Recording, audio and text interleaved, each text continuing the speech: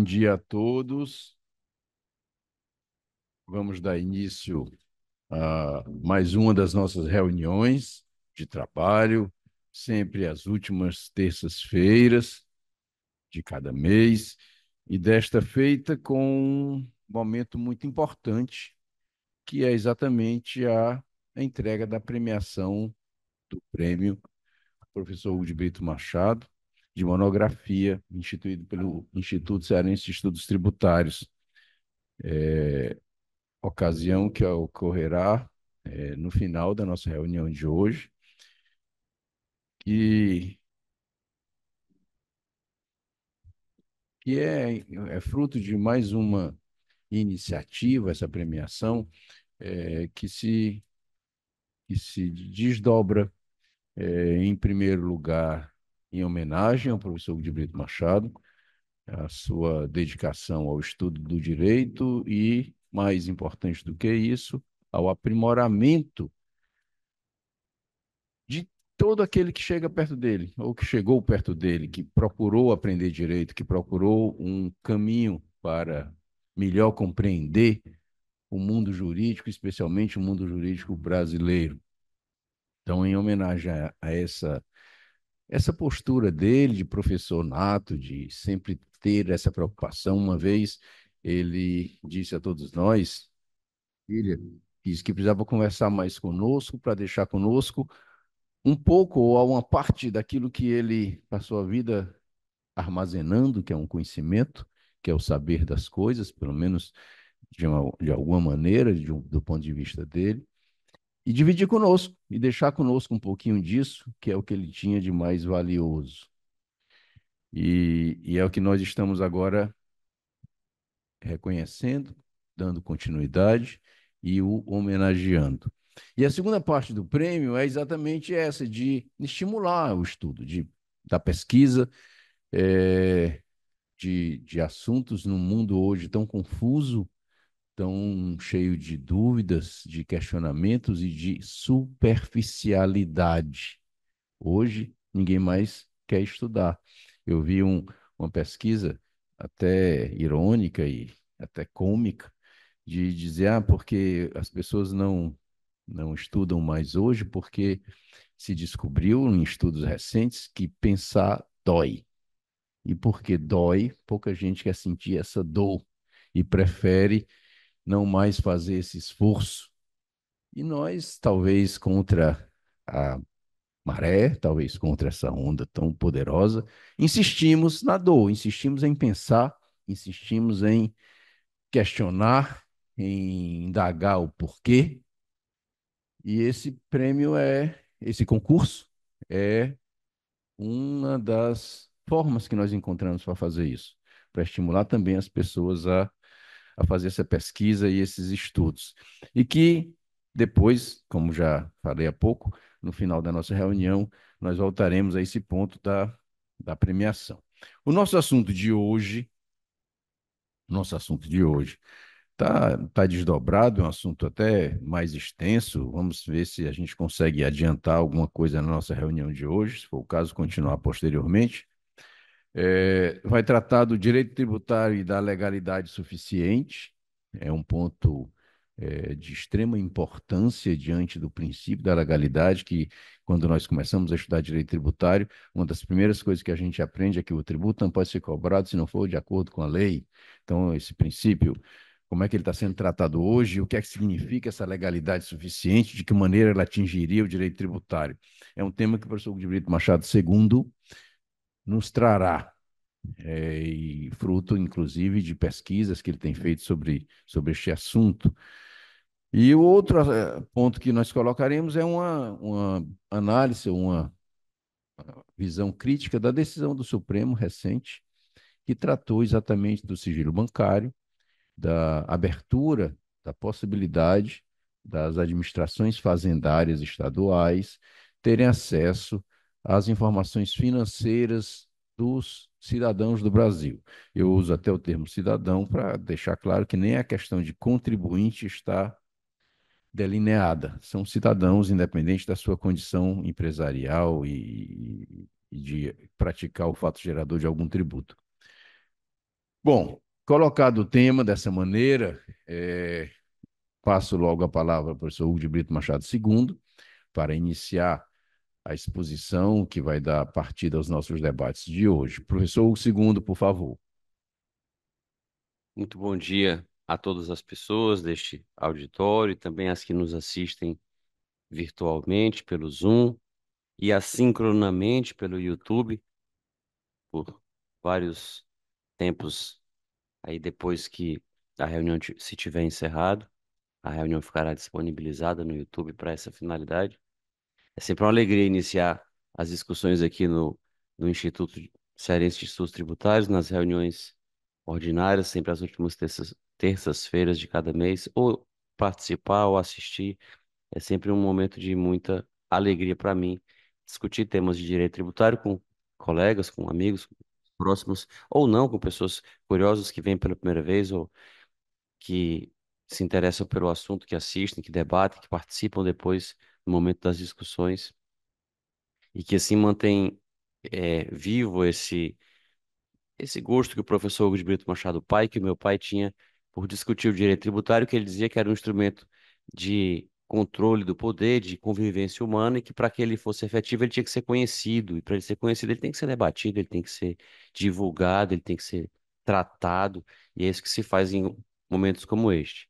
Eu fui este final de semana ao Sim com o Paulo, colocar o dele para voz, são dois ambientes em que eu praticamente o vejo em todos os lugares, é lá no Sim e aqui no I7, acho que eram as duas coisas que ele mais gostava de fazer.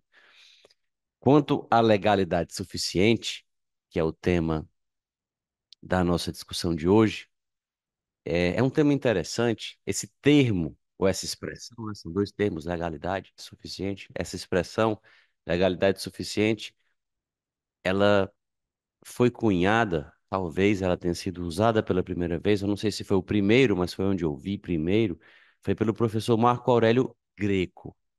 O professor Marco Aurélio Greco usa essa expressão legalidade suficiente quando ele trata de planejamento tributário. E aí parece, e aqui eu estou lançando apenas uma hipótese que pode depois ser pesquisada, testada, submetida ao falibilismo, a hipóteses que são testadas e se confirma que são falsas, e aí são eliminadas. Enquanto não se confirma a sua falsidade, elas vão sendo preservadas. Então, existe uma hipótese que eu levanto aqui, que em face da tríplice função de que no direito tributário, o credor tributário, ele tem as três funções de elaborar a regra que vai delimitar a existência e o montante da obrigação, depois ele regulamenta e aplica essa regra também, e ao cabo, se houver algum conflito, é ele também que julga esse conflito. Essa posição de árbitro, goleiro, atacante, zagueiro, que o poder público ocupa, todas as posições, ele só ocupa no direito tributário. Outros direitos, outros ramos do direito não têm essa concentração das três funções nas mãos do credor. Por maior que seja a assimetria no direito do trabalho, no direito do consumidor, no direito, enfim, quaisquer outros ramos do direito que pensemos, notadamente os obrigacionais também, a assimetria entre credor e devedor, por maior que seja, não coloca nas mãos do credor essas três funções, como coloca no direito tributário. E isso, essa hipótese não é minha, isso é do Ramon Valdez Costa, escreveu isso há mais de 100 anos. Mas essa concentração de funções talvez faça com que o, os três entes, os três órgãos encarregados de exercer as três funções, porque ao longo do tempo, com os abusos que se verificavam, exatamente porque o credor tem as três funções, os abusos que se verificavam levaram a inúmeras revoluções dos contribuintes se revoltando contra esses abusos, e essas revoluções levaram a que se criassem tecnologias jurídicas por tentativa e erro, se foram pensando em soluções para que aqueles abusos não acontecessem mais. E essas soluções consistem basicamente na separação de poderes, na separação dessas três funções, na tríplice função, tentar colocá-la ou colocá-las nas mãos de três órgãos diferentes que tenham alguma autonomia, alguma independência uns em relação aos outros. Não é à toa que separação de poderes, junto com outros direitos fundamentais que decorrem dela, como a legalidade, que é o primeiro, só faz sentido falar de legalidade se quem faz a lei for uma pessoa diferente daquela que vai cumprir, senão não tem sentido nenhum.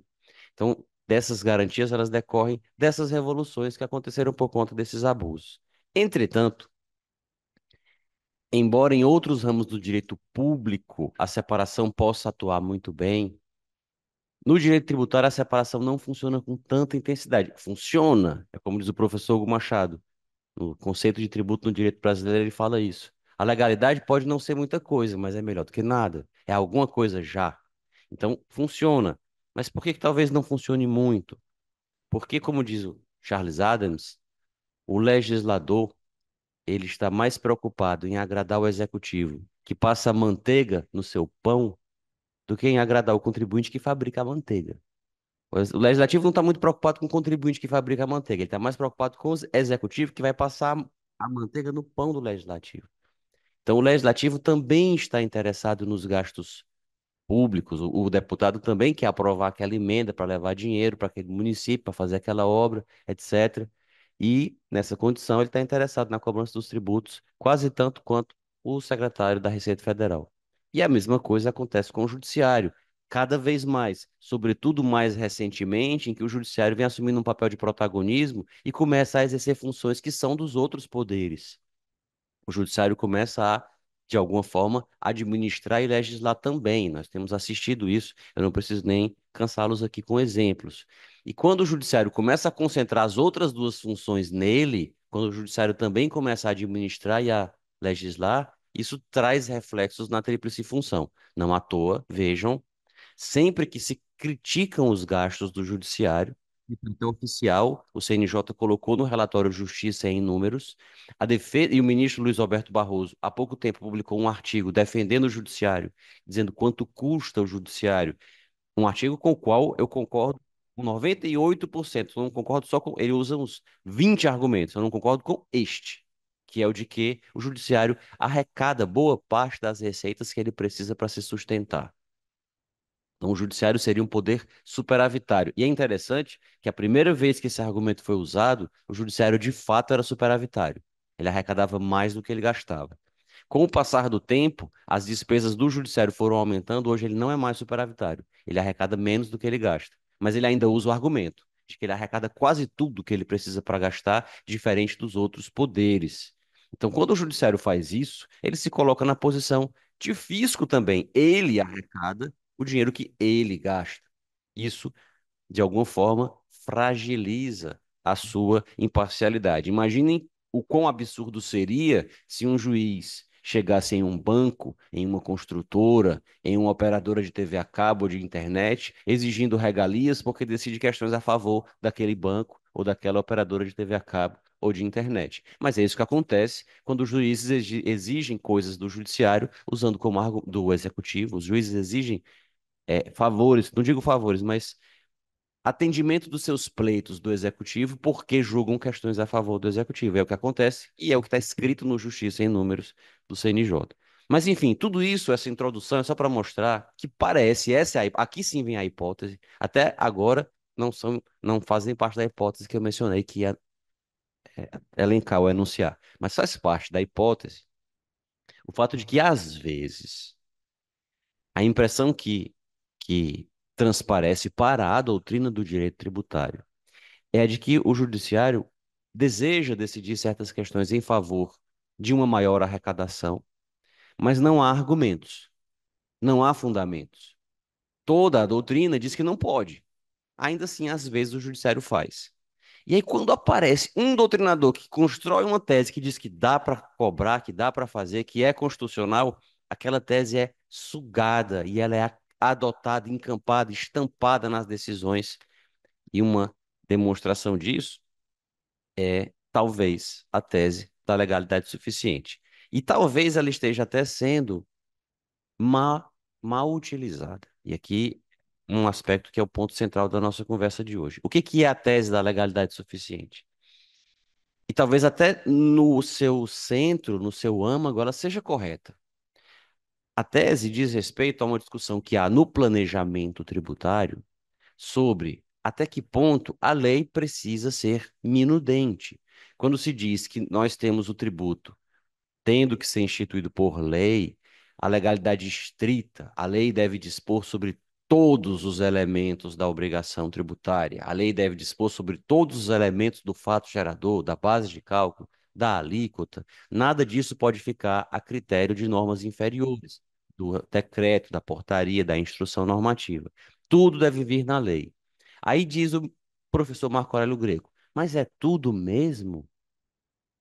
Até o CPF do contribuinte tem que vir na lei. Se a lei do imposto de renda não diz lá o meu CPF, ela falou só contribuinte, genericamente, então eu não posso ser obrigado a pagar o imposto porque não está dito o meu CPF. Tem que também dizer o número da minha rua, tem que dizer tudo. Aí diz ele: não, a lei não tem que dizer tudo, a lei tem que dizer o suficiente. O suficiente para quê? Para que nós possamos identificar, uma vez ocorrida a situação concreta, que aquela lei incide ou não. Ela tem que trazer só os elementos necessários e suficientes para a identificação do fato gerador. Ela não tem que trazer todas as características do fato gerador, mas aquelas necessárias e suficientes para que ele seja apartado de outros fatos que não são geradores. Os outros elementos vão ser complementados pelas normas inferiores. Essa é que é a ideia de legalidade suficiente. E como eu disse, ela aparentemente, no seu centro, ela é correta. O problema está naquelas frases ou enunciados de efeito que às vezes são colhidos ou pensados sem que se veja a origem delas, onde elas surgiram. E aí, o primeiro local em que essa tese da legalidade suficiente aparece, talvez indevidamente, o primeiro local em que ela aparece, ela já tinha aparecido antes em decisões talvez corretas, que a aplicam corretamente. Mas a primeira que a aplica incorretamente é uma decisão do Supremo Tribunal Federal que trata de uma legislação que delega ao Poder Executivo a, o poder, ou a possibilidade de aumentar e reduzir alíquotas de PIS e COFINS. Então, as alíquotas do PIS e da COFINS podem ser reduzidas e majoradas por ato infralegal. O Poder Executivo inicialmente reduziu essas alíquotas por ato infralegal, dentro da competência que lhe deu a lei. Depois de um tempo, e os contribuintes sintomaticamente ficaram bem quietinhos, porque a redução os favorecia, eles não iam reclamar, embora ela fosse legal. Depois de um tempo, um ato infralegal também aumentou essas alíquotas, e aí eles reclamaram. Ah, um decreto não pode aumentar as alíquotas do PIS e da COFINS. A questão foi levada ao STF, e foi quando o STF usou a tese da legalidade suficiente, dentre outras, dizendo que a lei tem que dispor só o suficiente para. E aí, já deturpando a tese, a lei tem que dispor só o suficiente e outros aspectos podem ser complementados pelo decreto. E seria o caso, porque a lei traria a alíquota máxima, e aí o contribuinte sabe que ele vai ter que pagar só no máximo até ali, mas depois poderia vir o decreto e reduzir aquela alíquota e depois aumentar de novo, mas até aquele limite máximo. Então, a legalidade ainda assim estaria preservada. Afinal de contas, não podia ser só a alíquota máxima o tempo todo? Digamos que a alíquota fosse 3%. Podia ser 3% para todo mundo. Aí vê o decreto, reduz para 2, para 1, depois volta para 3. Mas se não fosse a ilegalidade, qual seria o cenário? 3 para todo mundo. Então, o contribuinte termina ganhando. Então, é a legalidade suficiente. Essa decisão já foi equivocada, como disse, porque ela inutiliza o parágrafo primeiro do artigo 153 da Constituição. O parágrafo primeiro do artigo 153 da Constituição diz que é facultado ao Poder Executivo, atendidas as condições e os limites estabelecidos em lei, alterar as alíquotas dos tributos previstos nos incisos. Aí enumera imposto de importação, imposto de exportação, IOF e IPI. E depois a emenda constitucional 33 acrescentou a CID Combustíveis ao rol. Então, esse artigo, ele seria absolutamente desnecessário, inútil, perda de tempo do constituinte de enumerar que aqueles quatro tributos podem, e depois cinco, podem ter as alíquotas alteradas por decreto, se qualquer um pode, de acordo com o que o Supremo decidiu nessa tese do PIS/COFINS alterados por decreto. Esse foi o primeiro uso da tese. Mas essa tese também tem aparecido em julgados do Superior Tribunal de Justiça que tratam de preço de transferência.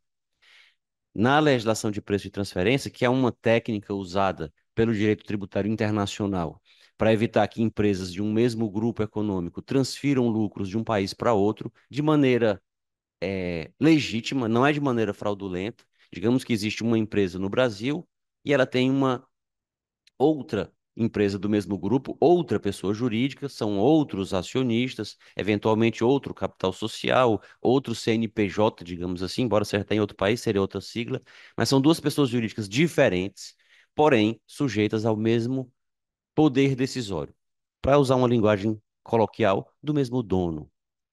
E elas desejam transferir os lucros uma para outra.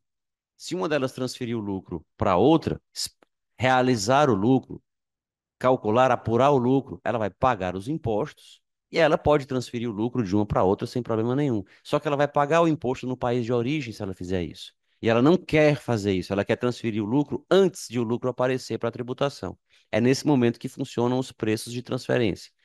Se elas são do mesmo dono, elas podem comprar ou vender umas das outras por preços diferentes dos de mercado, mas verdadeiros. Elas realmente pagam aquele valor. Então, uma empresa que fabrica carros no Brasil, ela tem uma empresa ligada a ela que fica no Vietnã. E ela quer transferir os lucros para o Vietnã. Essa empresa que fica no Vietnã vende para ela, por exemplo, o pneu.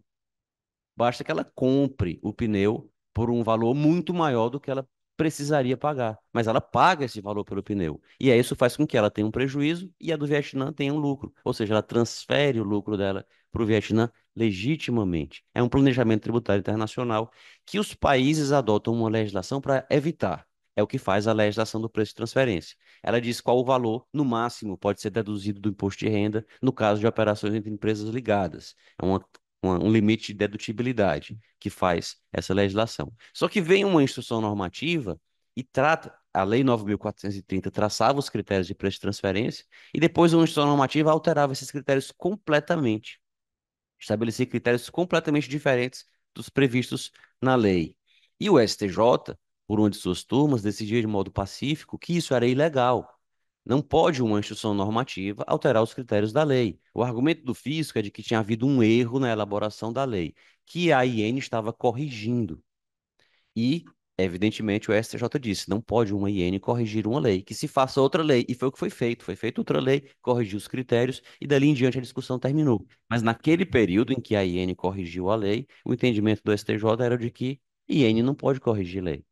Mas agora começa a se fortalecer em outra turma do STJ a tese da legalidade suficiente. Não, a lei só fixou ali alguns pontos, depois a IN corrigiu, aperfeiçoou, porque a gente tem que ver que na Constituição não tem a legalidade estrita, tem a legalidade suficiente. Aqui já é o segundo uso equivocado da tese. A tese da legalidade suficiente, mesmo aceita, ela se aplica para o caso em que a lei fixa um pouco sobre aquele assunto, ela regula um pouco o assunto, e ela delega ao regulamento, aos atos infralegais, que complementem aquela regulamentação. Ou seja, usando uma linguagem que se gosta de referir quando tem um costume, o costume ele pode ser contra-legem, ou ele pode ir além da lei sem contrariá-la. Nesse caso, seria o costume preter-lege. Então, usando isso para o ato infralegal ele poderia ir além da lei. A lei não fixou todos os elementos da obrigação, ficou faltando a alíquota, por exemplo, aí viria a IN e fixaria a alíquota. A lei não fixou todos os elementos da base de cálculo, vem a IN e fixa mais alguns elementos da base de cálculo. Essa seria a legalidade suficiente.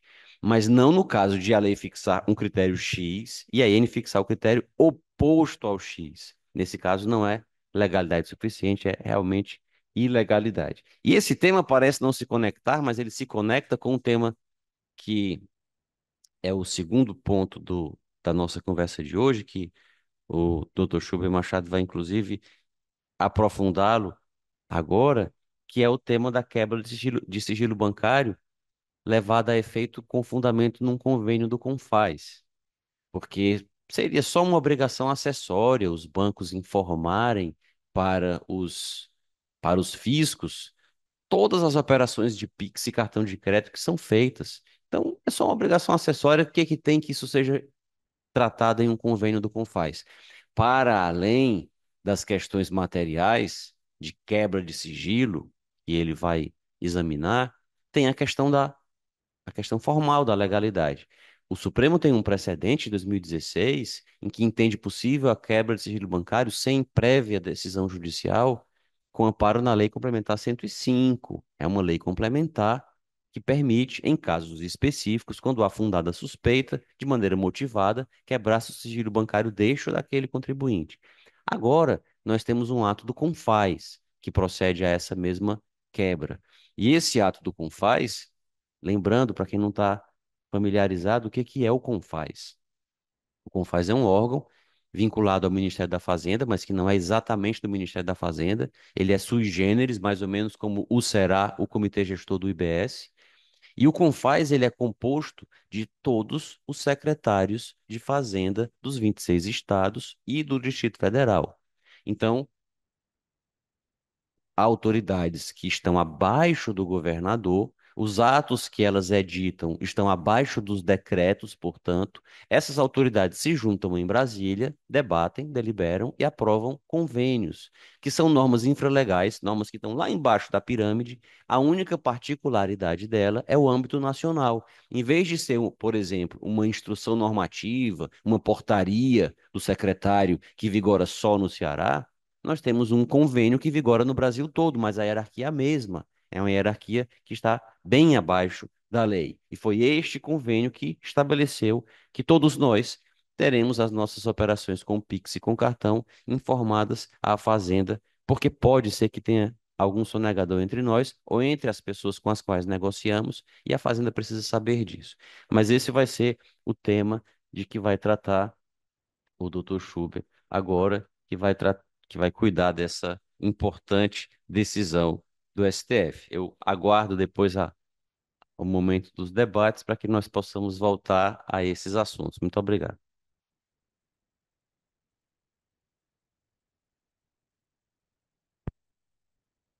Bom, como nós acabamos de ouvir na brilhante exposição do professor Hugo II, a questão da legalidade tributária é colocada como um amparo, uma defesa, uma proteção ao contribuinte.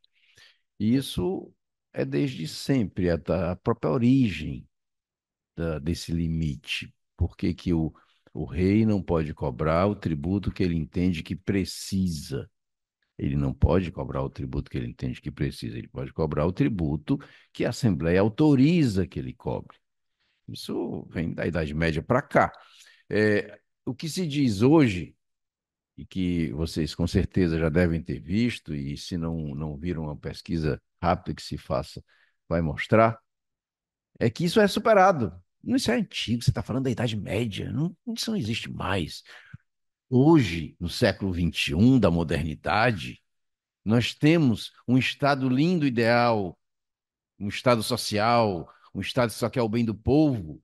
Então, falar em legalidade para esse Estado não precisa. O Estado arrecada o que ele quer, porque ele vai dar esse dinheiro de volta para o povo. Antes era para a coroa, antes era para enriquecer o rei. Mas agora não é mais para enriquecer o rei, agora é para o bem de todos.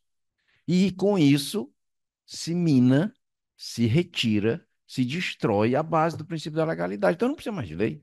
Para que lei? Se é sempre para o bem do povo, se é para o bem de todos. Nós estamos perdendo tempo falando da ilegalidade. Então, o que o professor Hugo II acabou de dizer agora seria inútil, desnecessário. O que qualquer um pode vir a dizer sobre direito tributário é inútil, desnecessário. Basta que aquele que está gastando o dinheiro do povo precise de mais dinheiro e vai arrancar do povo esse mais dinheiro que ele precisa para fazer o que ele acha que é melhor fazer. Ponto. Será que isso é compatível com uma forma de governo que a gente ainda acha que talvez seja melhor para a gente, que é a democracia? Será que o Estado democrático de direito permite, comporta esse tipo de visão de comportamento?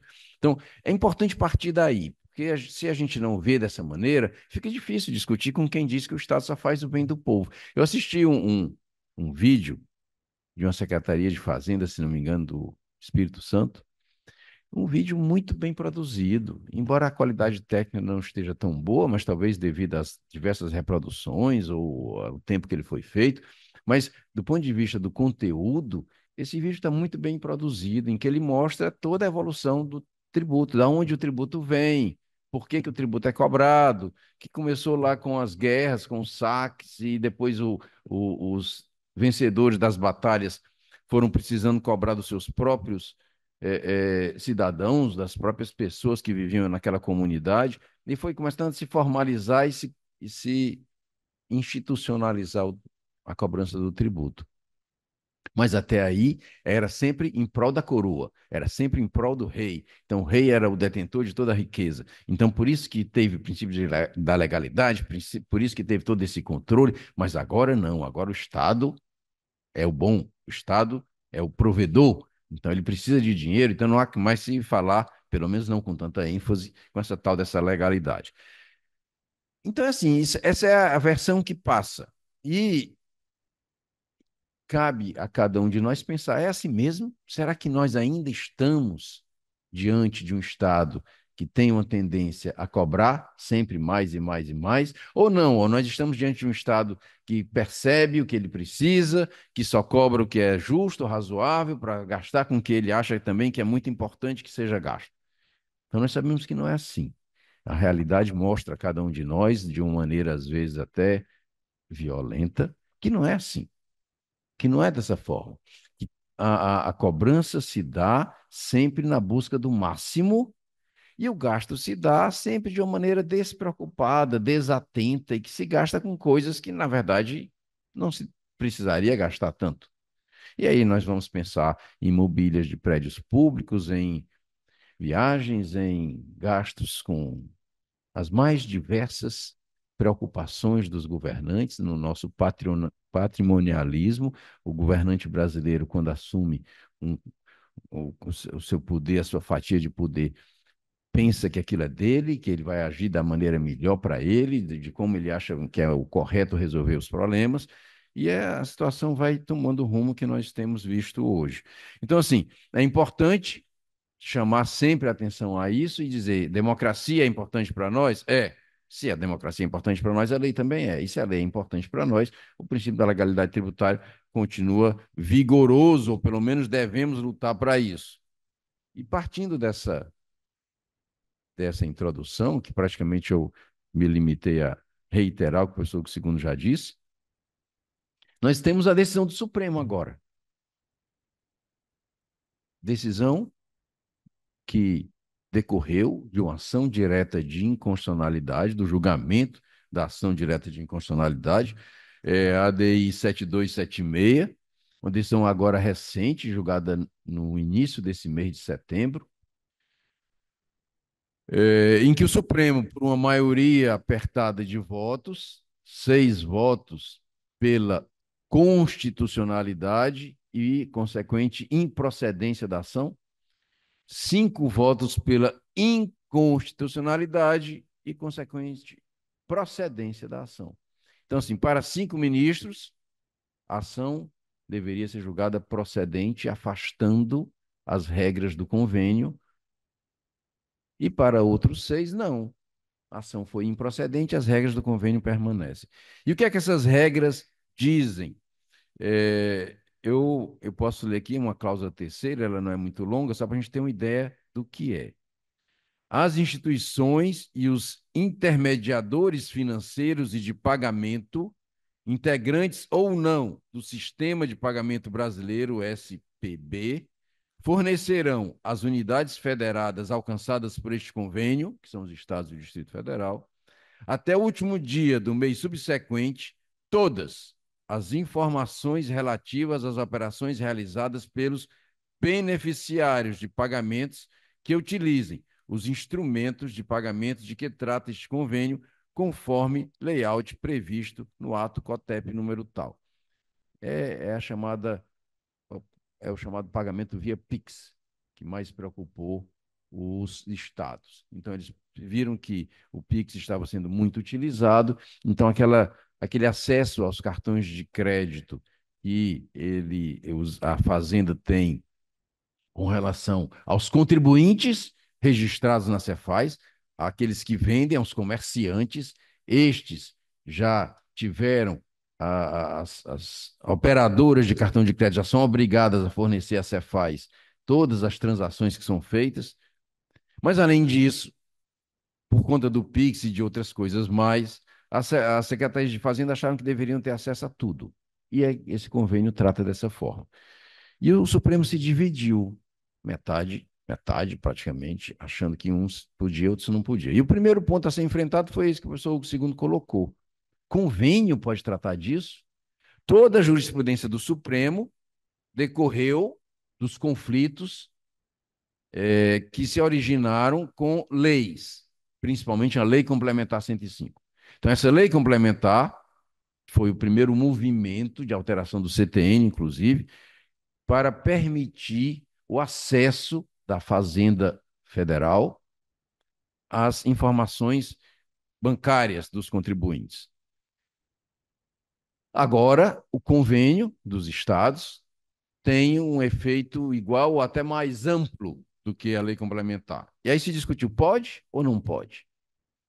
O voto da ministra Carmen Lúcia, que foi o vencedor, que prevaleceu, entendeu, a ministra entendeu, que se tratava de uma obrigação acessória. E por ser obrigação acessória, não seria necessária lei. Não precisa de lei para tratar de obrigação acessória. Aí vem aquele questionamento. É ou não é uma obrigação acessória? Precisa ou não precisa de lei para tratar de obrigação acessória? O professor Hugo de Brito Machado tinha um pensamento admitindo que a obrigação acessória poderia ser criada por norma infralegal. E expunha o pensamento dele. E o pensamento dele, lógico, decorrente da interpretação do Código Tributário Nacional e da razão de ser da obrigação acessória da maneira que ele a concebia. Como é que o professor Hugo Machado concebia a obrigação acessória? É aquela obrigação que o contribuinte deveria cumprir de forma a permitir que o sujeito ativo, o fisco, pudesse controlar o cumprimento da obrigação principal. E era por isso que ela era acessória. Ele até criticava aqueles que tentavam fazer uma interpretação a partir do Código Civil ou do entendimento do direito civil entre principal e acessório. Ele disse, não, no tributário não é necessariamente principal e acessório. O acessório não depende do principal. O acessório pode existir de maneira autônoma, não necessariamente depende do principal. Mas depende. De que maneira? Só existe na medida necessária e suficiente para o controle do cumprimento da obrigação principal. É por isso que ela é acessória. Esse é o entendimento que ele colocou. Isso significa o quê? Como o professor Hugo II disse há pouco, que essa obrigação acessória deveria se conter nos limites, no âmbito necessário que o fisco teria para controlar o cumprimento da obrigação principal. A emissão da nota fiscal, a entrega de declarações, em razão do fato gerador que daria origem a essa obrigação principal em relação àquele contribuinte específico, ou em relação aos contribuintes que estivessem naquela situação prevista em lei. Mas aí nós começamos a perceber que não era só isso que o fisco fazia, que o fisco criava obrigações outras que não estavam diretamente ligadas a uma obrigação principal específica. Não estavam ligadas ao oferimento da renda, não estavam ligadas à circulação de mercadoria, não estavam ligadas à prestação de serviço, nem à propriedade imobiliária, nem nenhuma outra que poderia configurar fato gerador de tributo. Começaram a criar obrigações. Me dê isso, me informe isso, me diga aquilo.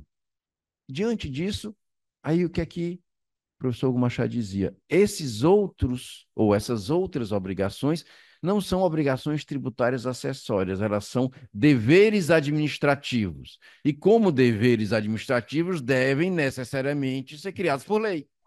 Não pode haver um dever administrativo diante do princípio geral da legalidade, que ninguém é obrigado a fazer ou deixar de fazer, senão em virtude de lei. Então, não deve haver um dever administrativo que não seja previsto em lei, que se distingue da obrigação acessória e que a obrigação acessória é limitada a ser necessária e suficiente a controle da obrigação principal.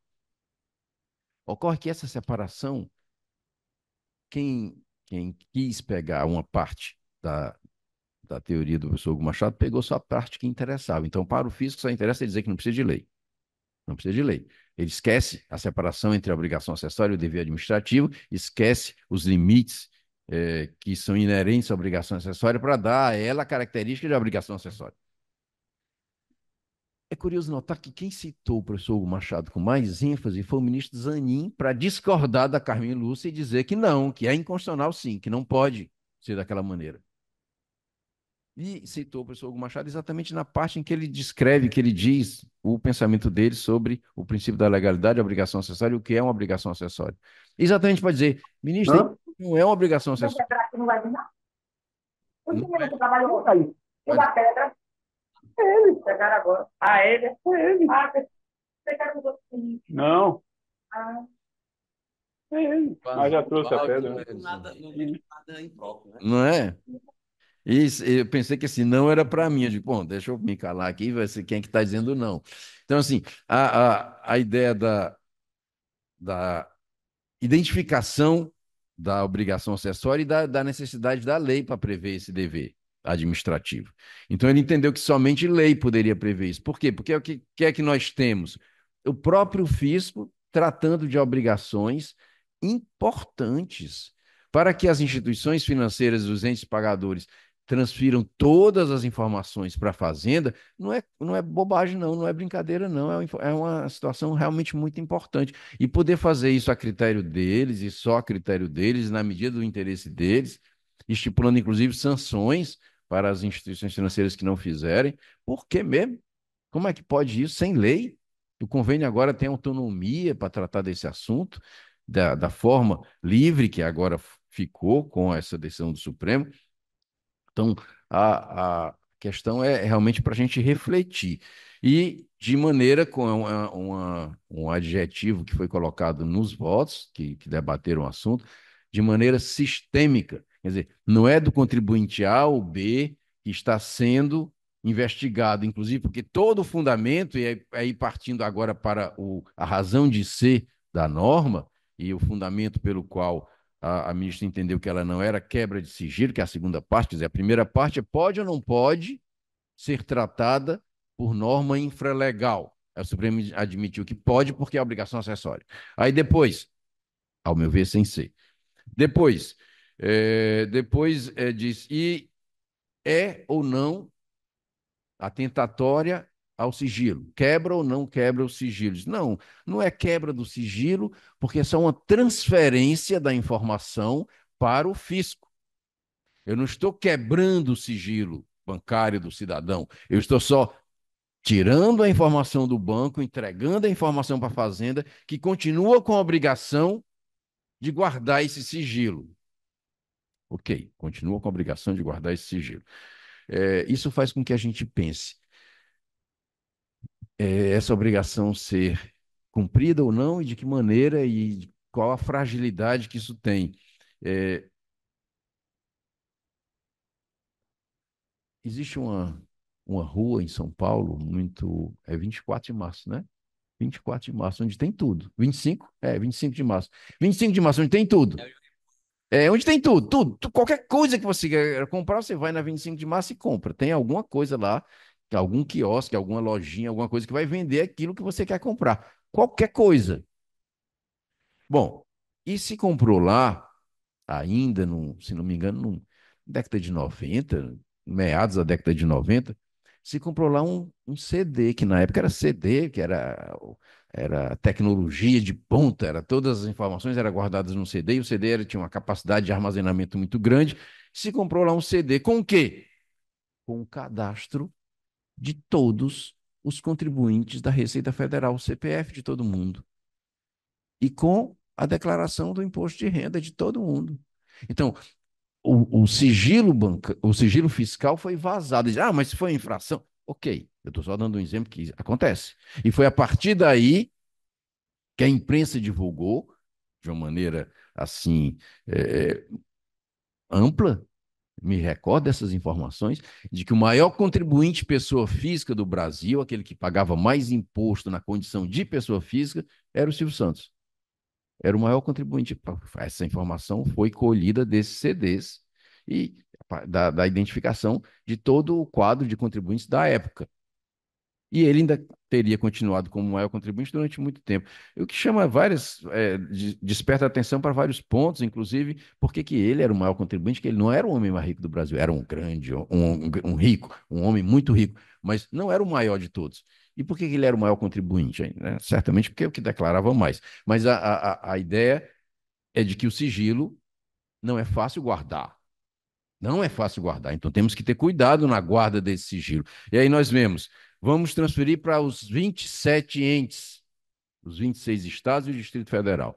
Aí vamos imaginar, quantos fiscais vão ter acesso na Secretaria da Fazenda, aqui no Ceará? Quantos fiscais vão ter acesso a essas informações? Um, dois, 10, 100. Se eu imaginar que até 100 fiscais podem ter acesso, e imaginar que são 27, já passam a ser 2.700 pessoas que têm acesso às informações. E se os estados podem ter acesso, os municípios também podem ter acesso. E são 5.500 e poucos, 5.565 municípios no Brasil. E se eu multiplicar por 10, não, o município vai ter só 10 fiscais com acesso à informação. Então já são 55 mil, com os outros 2.000 e tantos. A gente já vai começar a caminhar para 60 mil pessoas com acesso às informações. Vai ficar muito difícil guardar esse sigilo. É aquela história do segredo. Eu contei para um, contei para dois, contei para três, aí que fica cada vez mais difícil guardar esse segredo. Aí diz assim, não, mas tem que ser assim. Eu digo, "Oh, se tem que ser assim ou não tem que ser assim, a gente tem só que colocar isso de maneira clara e para cada um de nós poder pensar e formar a nossa opinião a respeito do assunto. Por que é que essa colocação é importante? Porque o Supremo se preocupou com isso e divulgou na página dele do Instagram, na página do Supremo Tribunal Federal, nessa rede social, divulgou uma nota dizendo assim: estão divulgando fake news, dizendo que o Supremo quebrou o sigilo bancário. Isso não é verdade. Ele não quebrou o sigilo bancário. É fake news. Será que é fake news mesmo?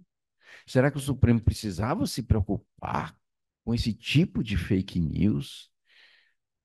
Será que tem algum deles que está pensando em se eleger para alguma coisa e ter voto? Porque, assim, quando a Corte Suprema toma uma decisão, eu acho que o que ela menos deveria se preocupar era com a opinião de quem não gosta da decisão. De quem não gosta da decisão. Eu não digo nem que seja a opinião pública, evitei usar o termo público, é com quem não gosta da decisão. Então, a decisão foi tomada. É o correto nos termos em que o Supremo entendeu que é o correto. Está decidido. Está decidido. Até eu, participando de um programa de rádio, o jornalista me perguntou: então, se foi o Supremo que decidiu, plenário, agora a gente não pode mais fazer nada, reclamar, se dizem que reclamar, então vamos reclamar para o bispo. Eu disse: reclamar para o bispo, mas deixar a nossa reclamação bem clara, a nossa opinião a respeito do sentido da decisão bem clara. Quem sabe, essa oposição, essa reclamação, essa manifestação de pensamento faz com que se reflitam, todos reflitam mais um pouco sobre a decisão que foi tomada no plenário virtual, em um espaço de tempo curto, não sei, eu não estou aqui necessariamente criticando a forma da que a decisão foi tomada, mas certamente poderia ter sido mais debatida, mais refletida. E agora essa oportunidade existe com a repercussão que ela teve. E na próxima decisão, talvez se pense um pouco de novo sobre o assunto, podendo ou não se mudar de opinião. Então, é essa a ideia. A reclamação é para o bispo, mas é uma reclamação que que repercute, que é conhecida e que pode originar, pode provocar uma reflexão sobre o assunto. Então, a ideia é exatamente essa. Cada vez mais o Estado tem poder de fiscalizar. Aí diz assim, não, mas isso aqui é para combater a sonegação. Foi o grande argumento utilizado pelos estados quando instituíram a obrigação e pelo Supremo quando acolheu a validade dessa obrigação que eu chamaria aqui de dever administrativo, para usar uma expressão do professor Hugo Machado. É, combater a sonegação. Eu digo, mas combater a sonegação de quem? Quem é o sonegador? Da maneira que foi feita, usando a palavra sistêmica, a sonegação do Brasil todo. Todos nós somos sonegadores, todos nós temos que estar sendo objeto da atenção direta do Estado. O Estado agora tem uma lente de aumento em cima de cada um de nós, sabendo todas as operações PIX que a gente faz, todas as operações com cartão de débito, toda a transação financeira possível de controle pelas instituições financeiras vai ser repassada para as fazendas. Todos nós somos sonegadores, todos nós podemos nos sujeitar a isso. É razoável que o fisco tenha esse poder todo para investigar. Aí pode-se dizer, não, mas isso já existe, na prática isso já existe, mas está se institucionalizando. Institucionalizar esse poder é diferente, é mais forte, é mais efetivo do ponto de vista de posso fazer. Então o Estado vai ganhando poder, vai ganhando dimensão na busca do sonegador. Aí vem, quem é esse sonegador? E ele passa a investigar uma montanha de dados, um volume imenso de dados, investiga, investiga, procurando alguém ali. Ele pode encontrar outras coisas que não seja necessariamente a que não são necessariamente a sonegação de um imposto específico. E o que é que ele vai fazer com essa informação que ele vai obter ali? E por que que ele vai obter essa informação e de que maneira? Então a gente volta. Vale de alguma coisa mesmo o direito ao sigilo? Vale de alguma coisa mesmo o direito à privacidade? Nós temos privacidade contra o Estado.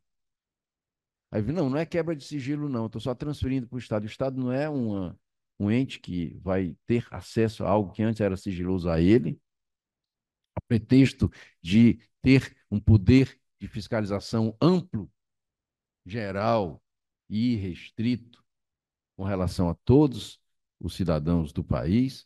Então, são essas questões que são colocadas. E aqui, embora um pensamento mais liberal possa se colocar no sentido de que isso seria inadmissível, mas aqui nós não estamos necessariamente desenvolvendo um juízo de valor específico dizendo está errado. Nós estamos simplesmente colocando a situação e pedindo que cada um reflita. Primeiro, para saber, foi fake news? Quem disse que quebrou o sigilo ou não foi fake news? E por que que alguém lá no Supremo se doeu e publicou dizendo que era fake news? Depois, é, é possível, é razoável fazer do jeito que fez? Quebrar o sigilo bancário de forma sistêmica para todos os cidadãos do Brasil, a pretexto de combater sonegação fiscal? Sonegação fiscal de quem? E, por último, sem lei? Esse eu acho que foi o passo mais largo que foi dado na decisão. Porque a decisão anterior, o que se discutia era só da União Federal, é dos estados. A ministra Carmen Lúcia disse, não, mas se eu não der para os estados, eu estou diminuindo a competência deles, a importância deles na federação. Só a União que tem esse direito, os estados não têm, eu tenho que dar para eles também. O ministro Zanin não concordou, o ministro Zanin disse que não é bem assim. Eu não estou diminuindo direito dos estados, eles nunca tiveram esse direito. Eu estou dando excepcionalmente para a União, é outra maneira de ver a situação. Mas ela entendeu que tinha que dar para a União, porque a lei complementar só autoriza para a União. Então, ela está dando para todos os estados. Então, não precisa mais de lei para isso. Os estados têm acesso amplo a essas informações. Então, são esses pontos que são colocados para a nossa reflexão, para o nosso debate, para ver se realmente é assim que as coisas estão colocadas e se cada um formar o seu juízo pessoal de valor. Bom, então não há mais por que alongar a exposição. Então, encerro aqui essa segunda parte da nossa reunião de hoje, abrindo a oportunidade para quem quiser fazer alguma indagação, alguma pergunta, alguma colocação. Muito obrigado.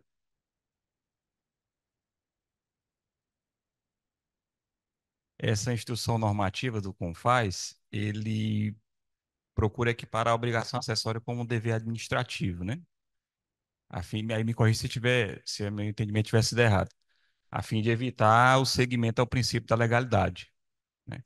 Então, cria esses deveres administrativos para os estabelecimentos, né? No caso, repassar essas informações e tentando fugir do conceito de obrigação acessória, né? Vamos lá para o artigo 113, parágrafo 2º do CTN, né? Onde descreve o conceito de obrigação acessória, onde é a obrigação de fazer ou não fazer é suportada pelo contribuinte com a finalidade de quê? Apuração de tributos. Então, se cria essa regra, essa norma administrativa com a finalidade de suprimir uma possível sonegação fiscal, ou seja, quando o comerciante ele começa a vender por Pix para evitar que o cartão de crédito informe as vendas dele, né? Então, ou seja, está lá nessa finalidade. Então, você está buscando a arrecadação de tributo. Então, você está travestindo aquele dever administrativo que, na verdade, é uma obrigação acessória. E aí, trazer isso aí para o campo da, digamos assim, da fora do princípio da legalidade é uma temeridade e, com certeza, expõe o sigilo fiscal, né? Eu me recordo muito, acho que foi em 2019, quando foi criado o Pix, né? Eu mesmo fui um dos resistentes a aderir a essa questão do Pix, porque eu via nesse Pix digamos assim, um retorno da CPMF, aquele famoso instrumento dedo duro, né? Ou seja, ali que a CPMF ela tinha aquele percentual ínfimo, né? 0,038, salvo engano, mas para poder informar ao imposto de renda quem estava movimentando valores sem declarar, né? Então, bom, quem for aderir ao Pix vai estar sujeito a essa fiscalização por parte do Banco Central, né? E quem sabe por mais parte de quem, né? Ou seja, Receita Federal e outros órgãos também.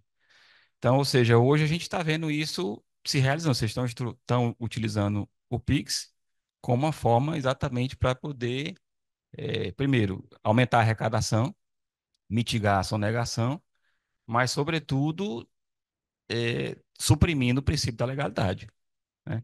Ou seja, hoje a gente está vendo esse, né, o professor Schubert falou assim, essas manobras que o executivo está se utilizando e se validando através do judiciário para poder não legislar, porque não tem base de apoio suficiente para poder legislar como ele precisa, como ele gostaria, em busca de aumentar a arrecadação, né? Ou seja, cria-se uma norma, sabendo que essa norma vai ser impugnada, essa norma administrativa, essa norma é levada ao Supremo, o Supremo vai lá e valida aquela norma que o governo propôs e pronto. E aí o legislativo ele fica assistindo de camarote, né, tomarem as funções deles, né? Então, realmente, isso aí beira, né? Ou seja, isso aí abre um precedente imenso para aquilo que a gente busca naquela questão que a gente vê, que começa a estudar direito tributário, né? Ou seja, limitações ao poder de tributar do Estado, né? Então, estamos vendo isso aí em Pascucuyas, aos poucos. Então, relativizar isso aí é realmente a gente fechar os olhos para o que pode vir mais, né? Se a gente passa o boi, passa a boiada. Esse comentário aqui que eu queria fazer aqui com vocês. Bom dia a todos. Primeiramente, parabéns pela explanação. É um tema extremamente relevante. A mim me preocupa não só a questão da legalidade, né? Que é o principal. Quem trabalha com tributário sabe que a legalidade é a base de tudo, como bem explanou o professor Hugo. Mas na questão do sigilo também me preocupa porque o STF hoje em dia permite que o próprio COAF, ele diretamente, não só às instituições, mas dê ao Ministério, aos órgãos de persecução criminal, dados para que você possa entrar com uma denúncia ou abrir um processo criminal. Inclusive, eles, recentemente, eu acho que foi agora em julho, se não me falha a memória, falaram que o próprio Ministério Público ele precisa ter um procedimento formal instaurado para poder solicitar as informações, né? Só que assim, a gente sai dessa legalidade e passa não só no campo tributário, você passa para o campo criminal tributário em virtude de uma interpretação que vem do STF, né? Que assim, essa questão do dever e da obrigação acessória. Se eu considerar isso como um dever, então assim, eu não deveria estar simplesmente informando esses dados. E aí você olha, hoje a gente tem uma Lei Geral de Proteção de Dados, a gente tem, se não me falha a memória, o artigo 10 da Lei Complementar 105, que considera crime a questão dessa quebra de sigilo, né? Mas imagine uma prefeitura municipal que sequer tem um fiscal formado, entendeu? Que sequer, eu acho que eu chuto, ouso dizer que mais de 80 a 90% das prefeituras municipais do nosso país não tem nenhum decreto municipal regulamentando uma pessoa que vá tratar desses dados sigilosos, né, confidenciais. Então, assim, isso tudo embasado numa legalidade, né? Então, a mim me preocupa isso, porque para além da questão tributária, a gente está tratando aí de questão que pode desencadear um processo criminal. Então, assim, eu vou passar a tratar uma pessoa que, sei lá, fez uma conduta como tem a questão da transação suspeita, né, que é muito subjetiva também, exceto na questão se é 50, mais de 50 salários mínimos ou, enfim, qualquer transação pode ser considerada suspeita, a depender de quem estiver analisando aquilo, e aí você pega e simplesmente você transfere isso para um delegado ou para um promotor. E numa cidade, eu estou falando de estado ou de país, você tem um maior controle, mas e como o professor mesmo falou aí, mais de 5 mil municípios. Então, onde a gente vai chegar, entendeu? Eu acho que tem que ser uma questão muito bem debatida, não só na seara tributária, mas também criminal tributária, e a gente vê como é que pode resolver isso, entendeu? Porque é uma decisão que realmente impacta diretamente na sociedade como um todo, né? Sim, obrigado pela o tempo. Alguma outra pergunta? Não sei se é exatamente uma pergunta, mas tem uma ponderação aqui da Gabriela Pedrosa. Ela diz o seguinte: a supremacia do direito público sobre o privado está cada vez mais sendo mal utilizada, já que o Estado vem utilizando cada vez mais por ego e em desfavor da sociedade, pondo em xeque os nossos direitos e garantias fundamentais como a segurança jurídica e a intimidade. Uma observação que faz aqui a Gabriela. Eu queria fazer uma observação rápida aqui sobre alguns pontos que eu acho que são muito importantes. Uhum. Primeiro, em relação ao Estado Social, o, o vídeo que você disse que viu, que é muito interessante, é verdade. Hoje nós vivemos num Estado social que deve garantir os direitos individuais e sociais das pessoas vulneráveis economicamente, deve garantir saúde e educação para quem precisa, e o tributo é importante para isso. Isso tudo é verdade. Agora, me parece que há uma falácia quando se usa essa finalidade que o Estado tem hoje para fragilizar garantias individuais que foram conquistadas em face de abusos que o Estado praticou no passado, como se ele não os praticasse mais. Na verdade, os direitos sociais, eles não vêm para superar, ultrapassar ou suplantar os individuais, eles vêm como uma garantia a mais. Além de não poder cobrar tributo além daqueles limites, antes bastava limitar, ó, o rei não pode cobrar além daqui. Só pode cobrar até aqui. Depois que ele cobra, o que ele faz com o dinheiro não importa. Agora não, agora além de ele só poder cobrar até aqui, ele tem mais um limite. Ele tem que gastar com isso e não com aquilo. Ele não pode gastar com festa, com goiabada, com leite moça. Ele tem que gastar com cirurgia, com prótese, etc.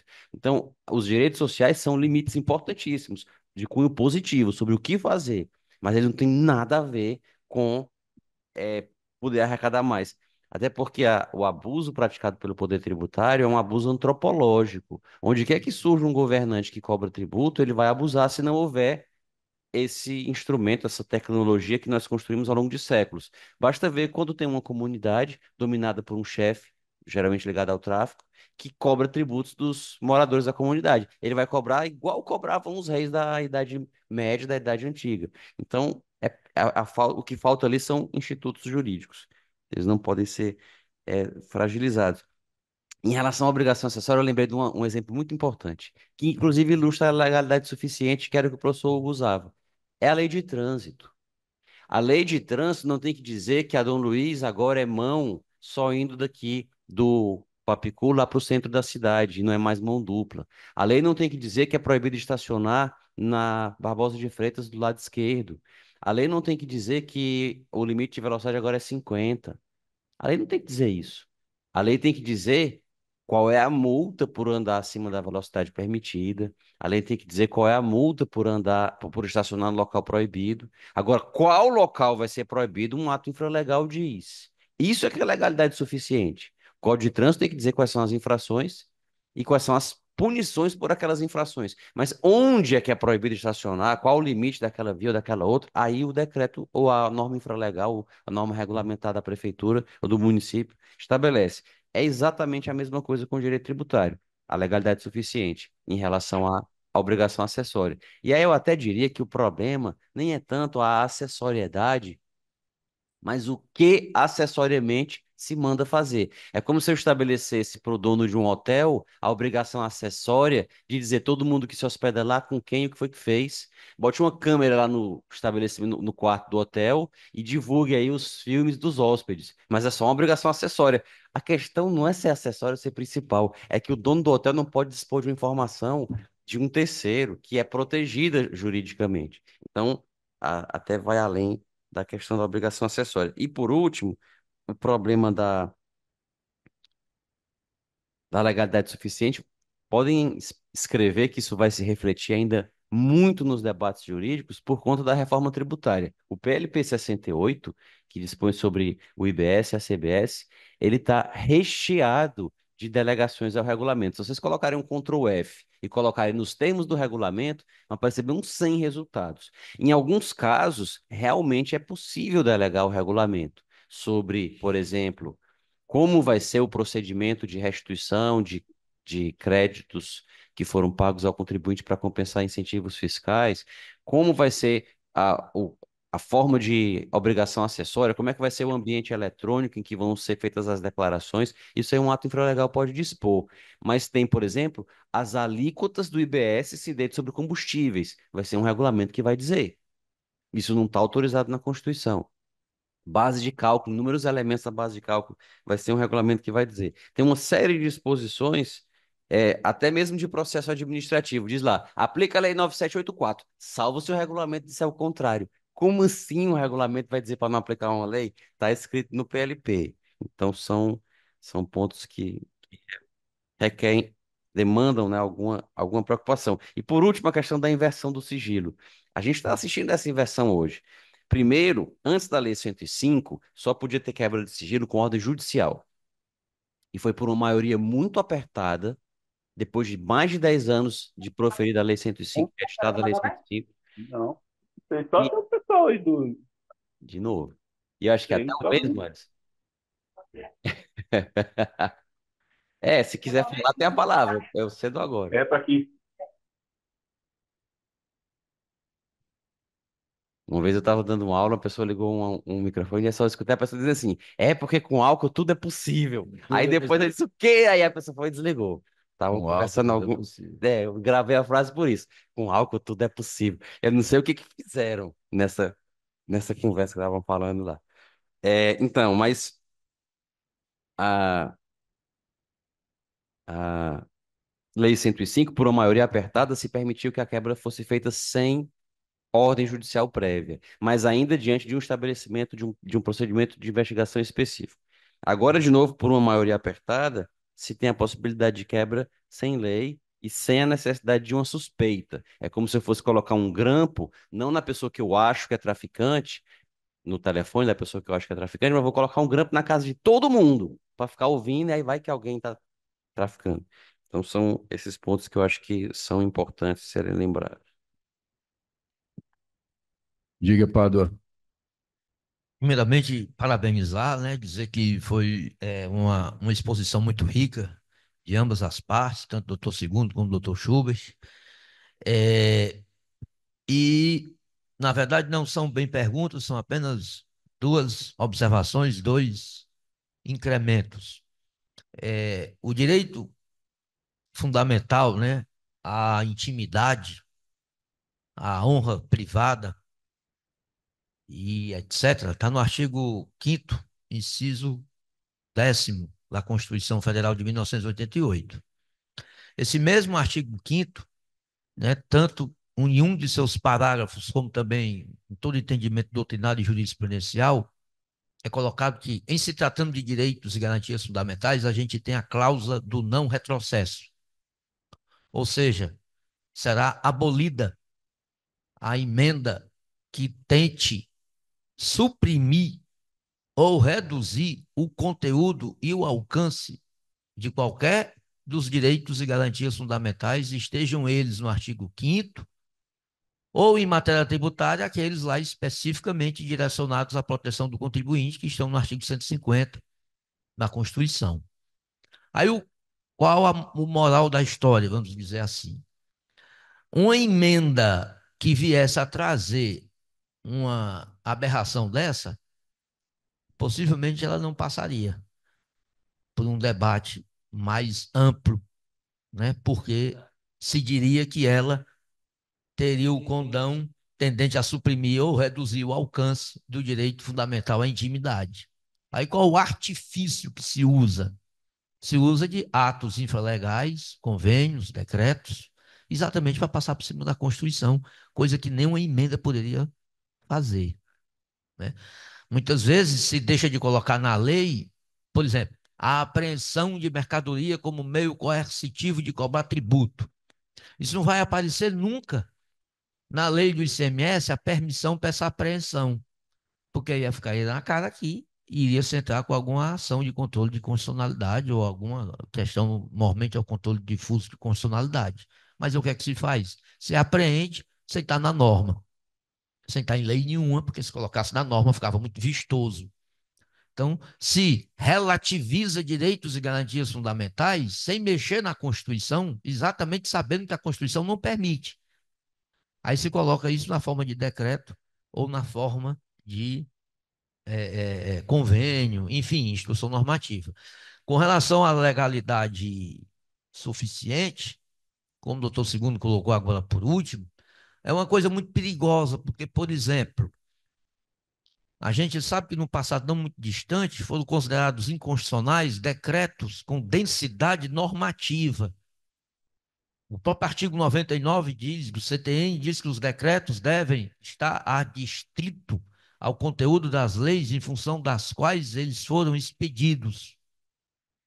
Então, o decreto ele não pode ter densidade normativa, ele não pode inovar, ele não pode criar, modificar ou extinguir direito ou obrigação. Então, pois bem, a jurisprudência de um passado não muito distante refutou decretos que criavam condições que a lei não previa para o indivíduo portador de alguma dificuldade, PCD, enfim, portador de alguma dificuldade de mobilidade, possa usufruir de isenções de IPI para automóveis ou de IPVA. A lei, ela é, vamos dizer assim, vaga ou ampla, aí lá vem o decreto esmiuçar quais os tipos de mobilidade, de deficiência física, me perdoe, eu sei que essa expressão não é mais usual, mas a que vem na minha, não vem na minha cabeça outra. Então, o decreto vem especificar, tirando determinadas moléstias, deixando apenas uma, contendo assim densidade normativa, o que foi afastado por o STF num passado não muito distante, até apreciando a questão, dizendo que se o decreto tiver densidade normativa, ele pode ser sujeito a controle de constitucionalidade. Aí é que está, né? Virou aí uma brecha muito larga, uma janela muito larga, um portão de um estádio. Virou um portão de um estádio de futebol. Virou um portão de estádio de futebol para se editar decretos, daqui a pouco, a pretexto de regulamentar a lei do imposto de renda que trata das isenções por moléstia grave, excluir umas, né, reduzindo o conteúdo e o alcance da lei. É um precedente que com certeza vai ter repercussões maiores, principalmente no âmbito, penso eu, das isenções, né, da relativização a direitos e garantias fundamentais ou propriamente de benefícios fiscais, como a isenção. Era só essa contribuição que eu queria prestar. Obrigado. Obrigado, Pado. A nossa reunião de hoje vai ser mais curta, ou pelo menos pensamos num momento de parar com ela e iniciar a segunda parte, que é a da entrega da premiação. Mas antes de encerrar a reunião, eu tenho rápidas considerações a partir de tudo que foi dito até agora. Encerrar essa parte, vamos encerrar essa parte. Agora, a questão do Estado, do princípio da legalidade, da questão do Estado social. Por mais boa intenção que se tenha, as pessoas que fazem parte desse Estado social, em muitos momentos, ela enfrenta a pessoa ou as pessoas enfrentam conflito de interesses. Que conflitos de interesse são esses? A fixação do seu próprio salário. Ora, eu vou fixar o meu salário. Para pagar o meu salário, eu tenho que ter dinheiro. Para ter dinheiro, eu tenho que pagar, tenho que recolher imposto. Então, não é só construir um hospital, uma escola ou moradias para suprir o déficit habitacional, mas também o custo da máquina que vai produzir tudo isso. E o custo dessa máquina que vai produzir tudo isso, principalmente no nosso país, tem sido inflado, inflado, inflado e inflado. E quem custeia isso são os tributos. Então, existe o conflito direto, inegável, de interesse entre o custo de tudo isso, dessa máquina, e o tributo que eu arrecado. E se nós não admitirmos que é necessário controlar isso, e o controle que nós conhecemos, que ainda tem funcionado bem ou mal, como o Hugo segundo colocou, a legalidade, por pior que seja, ainda é alguma coisa, né? É a legalidade. Então, não podemos descuidar disso. Outra coisa é a questão do mote, do fundamento utilizado para que o Estado invada a privacidade do cidadão, combater o crime. Vamos combater o crime, vamos combater o crime, combater a sonegação, combater o crime. Temos que, nesse ideal de combater o crime, eu posso mais isso, mais aquilo outro. Pode tudo? Pode tudo. Aí o segundo colocou, não, vamos ouvir, mas não basta ouvir aquele que eu estou suspeitando que pode ser o criminoso. Eu tenho que ouvir todos, porque talvez alguém esteja lá fazendo, se eu nem suspeito ainda dele, mas vou começar a suspeitar quando eu ouvir a conversa dele. É possível isso? Aí você que falou em algumas coisas aqui em tom de brincadeira, eu me lembrei de uma crônica do Paulo França.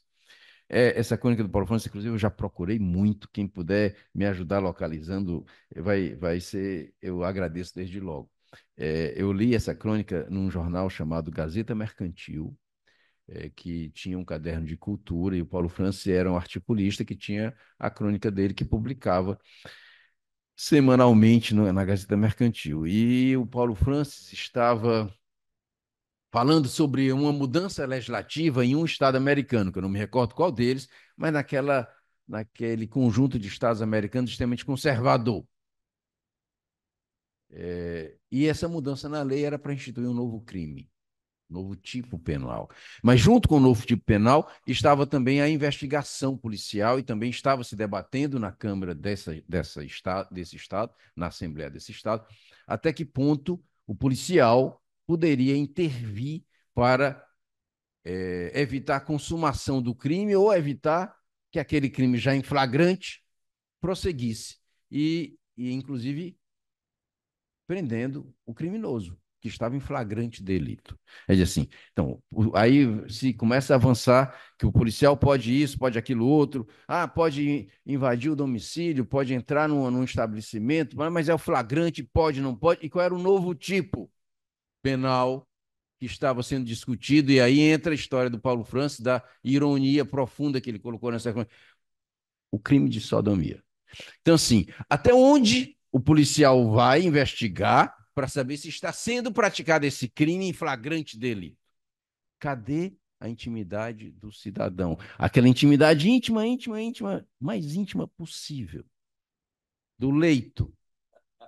Está sendo invadida pela possibilidade de investigação do cometimento de um crime. Eu não tenho o talento do Paulo Francis para colocar em palavras agora o que ele colocou, mas está brilhante o texto dele em defesa da liberdade. A nossa intimidade está diretamente relacionada à nossa liberdade. Liberdade de pensar, liberdade do que a gente quiser fazer com o nosso próprio corpo, liberdade do que a gente quiser fazer desde que eu me submeta às consequências disso. Eu vou me submeter às consequências disso. Se eu ferir o direito de outra pessoa, eu vou ter que pagar por isso. Seja do ponto de vista financeiro, indenizatório, seja do ponto de vista criminal, com reclusão, dependendo do perigo que eu represente para a sociedade. Agora, antes de tudo, vem a possibilidade da gente medir, do Estado intervir na minha vida ao ponto de ferir a minha liberdade de uma forma insuportável. Aí a gente volta de novo para a democracia, para o Estado Democrático de Direito e para como nós podemos regular a convivência social no nosso país. Então, assim, pode ser que aqui nós estejamos diante de mais um passo que está sendo dado no sentido de permitir o controle estatal, de permitir a invasão do Estado a esse espaço de liberdade e intimidade que o cidadão tem, na medida em que nem sequer CNPJ é exigido. Não é só CNPJ que vai quebrar sigilo, não é todo mundo. Não é só o contribuinte que está vendendo, não é só aquela loja que tinha ali o cartão de crédito, não. Todas as pessoas com CPF, com CNPJ, com qualquer coisa que seja, os bancos vão ter que prestar essa informação às secretarias de Fazenda. Então, assim, é uma reflexão realmente muito maior do que o detalhe. Às vezes, quando o detalhe é pensado e é trazido para se discutir, você está, na maioria das vezes, diminuindo o tamanho do problema. O problema é grande, eu tenho que ver ele inteiro. Então, o problema grande inteiro é exatamente a questão da liberdade do cidadão. Até onde o cidadão pode ou tolerar a interferência do Estado na vida de cada um. E saber com que se está pagando Pix ou não, em que hora, o que é que eu estou comprando, o que é que eu não estou comprando, como é que a coisa está acontecendo. Só enquanto agora para a gente poder passar para a fase o momento da entrega da premiação, eu queria só destacar que foi colocado aqui no chat também o Matheus Peça lembrou um aspecto importante desse debate, que é o seguinte: nós vivemos hoje a realidade da política de vingança, a política vingativa, onde quem está com a máquina vai ter informações sobre seus concorrentes antes do pleito eleitoral. Então, isso aqui também é um aspecto. Imagine todos os municípios aí tendo acesso aos PIX, e aí quem está na máquina tem acesso às transações dos concorrentes, e aí por aí vai. É verdade, Aí não vai ser só cadeira que vão tacar nos outros, né? inclusive, exatamente, inclusive o sigilo bancário, ele tem origem nisso, né? Quer dizer, você já imagina se as pessoas que estão concorrendo no mercado, uma souber o saldo do bancário do outro. E eu estou usando a expressão saldo bancário, coisa antiga, né? É saldo bancário. Mas uma souber a movimentação financeira da outra. Como é que fica a concorrência? O crédito, né? Praticamente inviabiliza uma situação. Então, eu tenho que ter o meu mínimo de espaço de privacidade, de segredos, no melhor sentido da palavra, para poder concorrer com o outro. Se o outro souber onde é o meu ponto fraco, vai bater nele. Se todos soubessem que o Aquiles tinha um calcanhar frágil, ele já tinha morrido há muito tempo. Ele só morreu porque Paris atirou a flecha e Apolo dirigiu a flecha até o calcanhar dele, para poder matar o Aquiles. Imagine. Então, assim, a ideia é a privacidade tem razão de ser, a privacidade tem relação direta com a individualidade de cada um de nós, com a nossa liberdade, com a nossa humanidade. E até onde isso vai, até onde o Estado pode interferir, aí é o que nós estamos conversando agora. Mas, bom, salvo se alguém tiver ainda alguma colocação, ainda, alguma indagação a fazer, nós. Tinham? Quais são as mãos levantadas aí? Aí a Aline Olá, ligou. tudo bem? Sim, Eu tinha. Como vai? Tudo bem? Aqui direto de São Paulo, um dos melhores áreas do mundo. Saudade aí de Fortaleza, de todos. Eu queria, né, comentar mais dois pontos que eu acho que já foram, de certa maneira, explanados, né? Que era o ponto da vedação ao retrocesso social. Acho que não precisa mais a gente tecer tantos comentários a isso. E também a questão que me preocupa, né, de utilizar um pouco dos termos indeterminados, que, enfim, acho que depende de uma construção doutrinária também, já que a gente está um pouco refém do judiciário. Então, esse suficiente eu não tenho nenhum problema. Agora, eu acredito que tem que ter uma coerência entre uma construção do suficiente que veja a proteção dos direitos dos contribuintes. E também que ele não possa trazer essa manipulação para trazer um exagero nem para um lado nem para o outro. São esses dois pontos, acho que já foram até explanados, e gostaria também de agradecer, né, pela palavra e pela excelente reunião de hoje. Obrigado, Aline. Você tem alguma consideração a fazer? A nossa ideia aqui, já dando também continuidade a um pensamento, a um postulado do professor Hugo Machado, é de que aqui é um espaço de liberdade. Então, aqui todos podem manifestar o seu pensamento sem receio de cadeirada, né?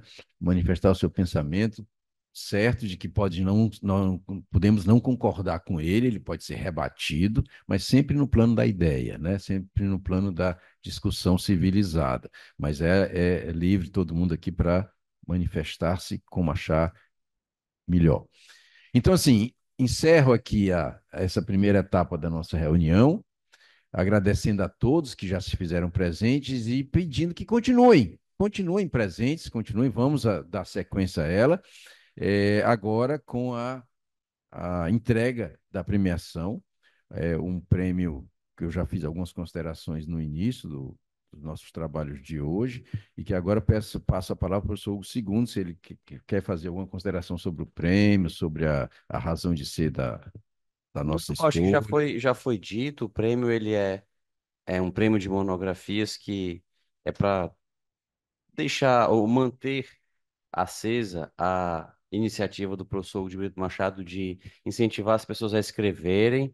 Ele sempre dizia, há muito tempo, para os alunos dele do mestrado, para os alunos da graduação, para colegas de profissão, pessoas que vinham ao instituto, ele sempre dizia: escreva, escreva, escreva que eu vejo se eu consigo publicar o seu escrito. Vários advogados, fiscais, procuradores aqui do Ceará tiveram seus primeiros trabalhos publicados ou na Dialética, os seus primeiros livros.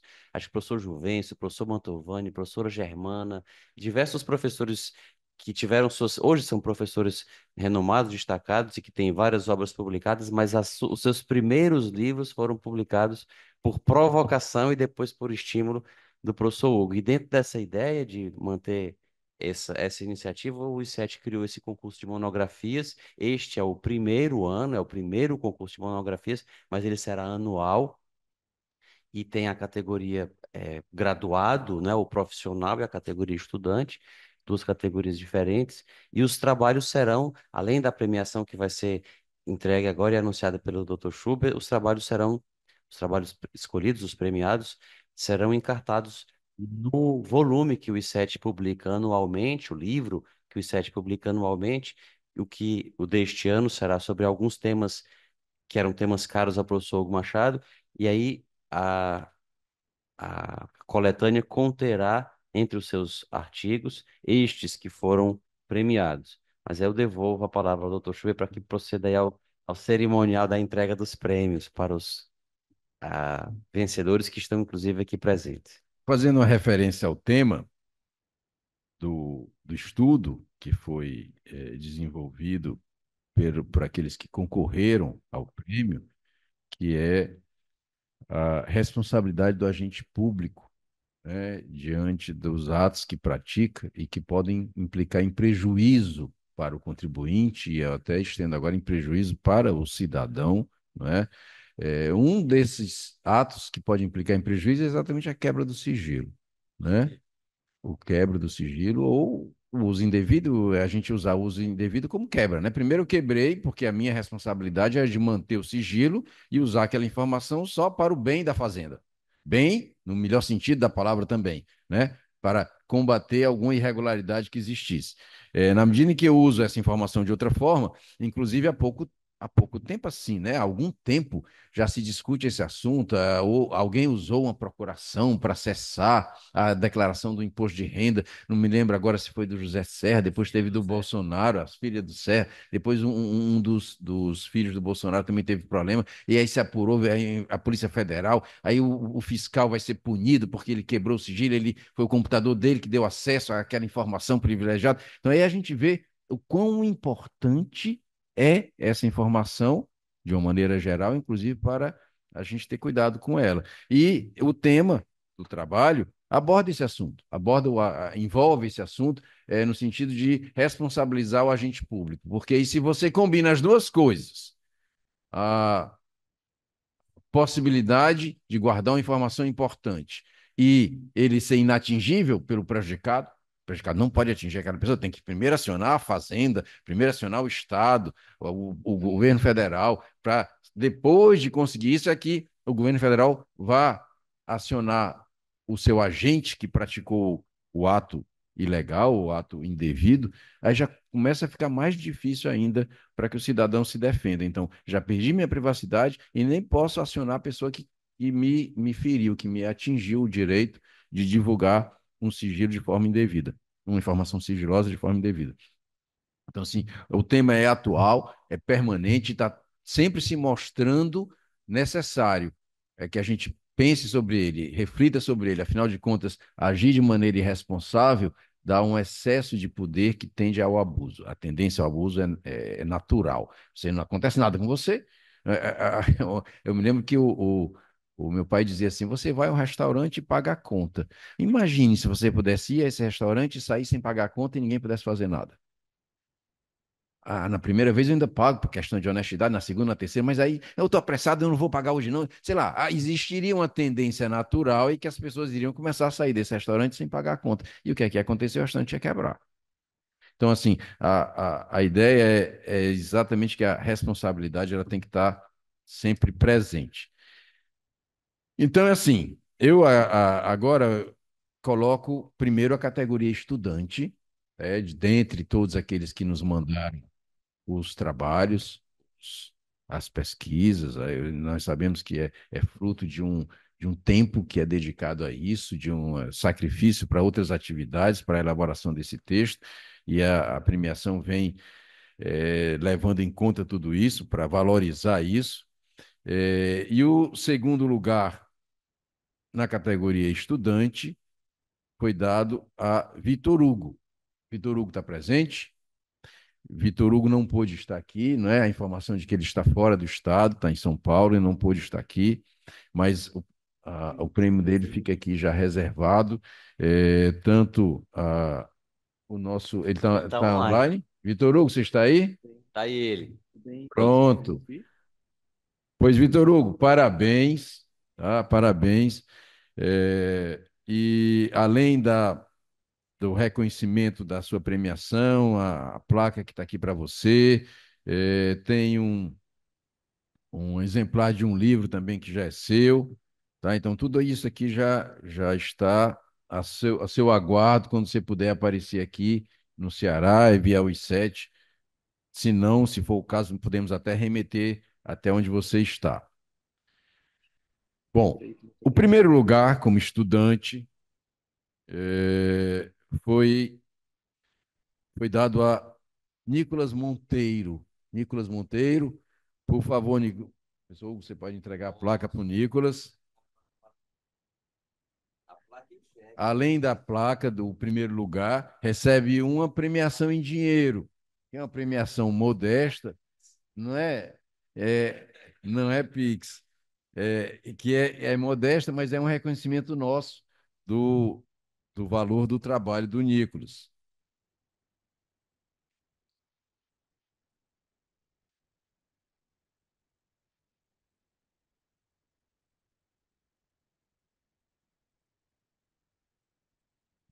Você quer dizer alguma coisa, Nicolas?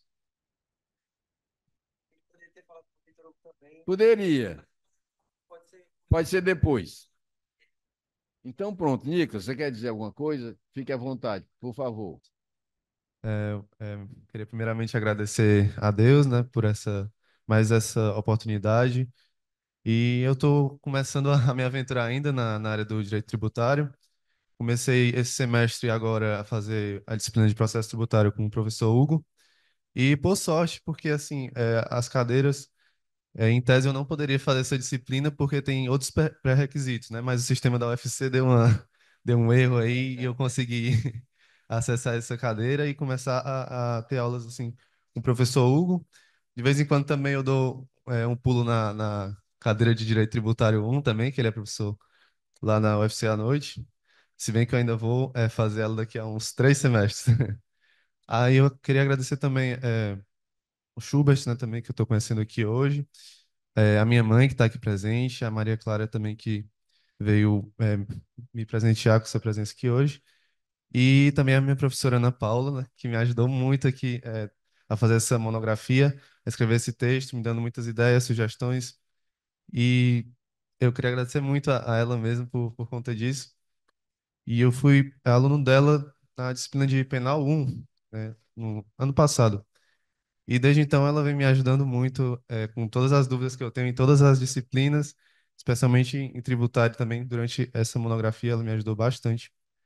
E rapidamente sobre o tema que eu escrevi, a discussão que eu trago à tona é principalmente em relação ao dilema que há entre a inexistência das ações regressivas por parte do Estado e essa necessidade que temos de sancionar os agentes públicos por seus atos abusivos.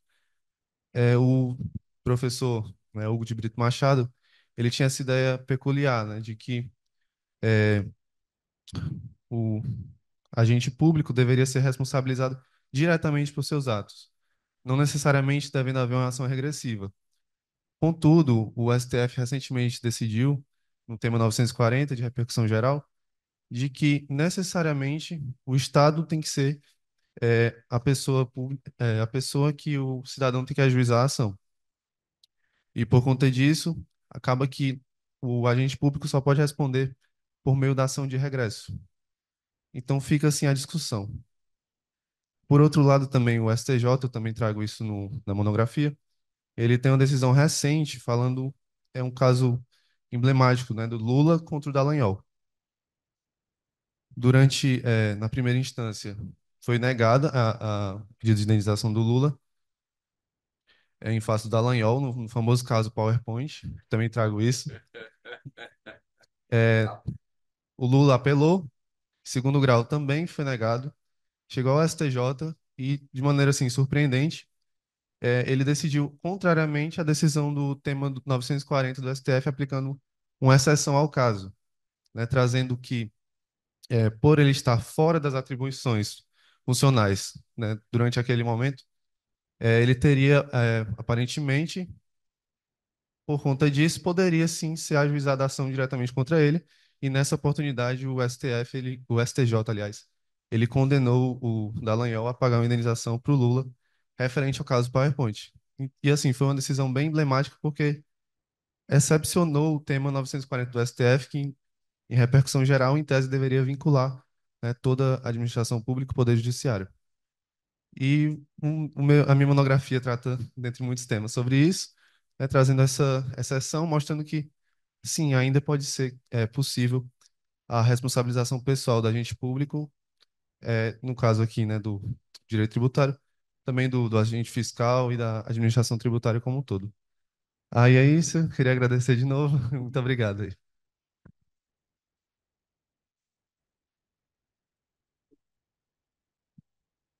Bom, isso, Vitor Hugo, você quer dizer alguma coisa? Para continuidade, se ele Isso, resolver o problema técnico, ele fala. exatamente. Enquanto o Vitor Hugo consegue reconectar, vamos dar sequência agora com a premiação para a categoria profissional, que também recebemos trabalhos muito interessantes e destacamos dois deles, começando agora pela premiação do segundo lugar. O segundo lugar, que recebe, além da nossa placa agora de reconhecimento, dois exemplares do livro e a publicação da monografia, que também no estudante também terá. É, o segundo lugar foi dado para Davi Montezuma. Davi Montezuma, pronto. Davi Montezuma, por favor, o segundo pode entregar a placa a ele. Posso.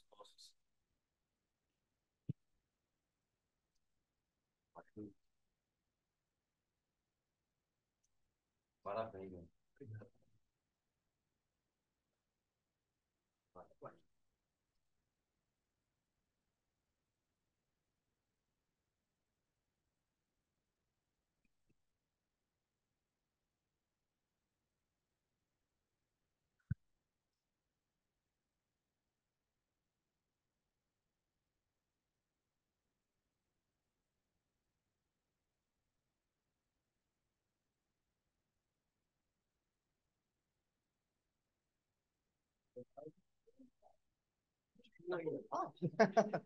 Para quem está acompanhando, aqui não precisa, mas para quem está acompanhando para ficar na gravação, tem serve para Ah, perfeito, perfeito. Obrigado. Primeiramente, queria parabenizar o evento. É a minha primeira vez aqui no I7. Realmente me senti muito inteirado nas discussões, adorei todas as discussões, então parabéns ao Dr. Schubert e ao Dr. Hugo, que eu já acompanho há algum tempo nas redes sociais, e fico muito grato por ter um espaço de compartilhamento de ideias aqui, principalmente na seara do direito tributário aqui em Fortaleza. Queria agradecer a premiação, primeiramente a Deus, queria agradecer a minha família também, que está aqui me prestigiando, doutor Ciro também, meu parceiro na advocacia, que veio também me prestigiar. E falando um pouco sobre o meu trabalho, eu trabalho a perspectiva da responsabilidade pessoal do agente fiscal, fazendo uma correlação com a teoria do dano punitivo lá da responsabilidade civil. Sobre esse tema, eu destaco principalmente a supressão do caráter pedagógico da indenização frente ao modelo constitucional instaurado. Porque no modelo constitucional, no artigo 37, especificamente no parágrafo 6º da Constituição, temos um modelo em que entre aspas, o agente fiscal ele é barrado, ele tem uma barreira, perdão, do Estado para se atingir o seu patrimônio em eventuais danos ocasionados ao contribuinte.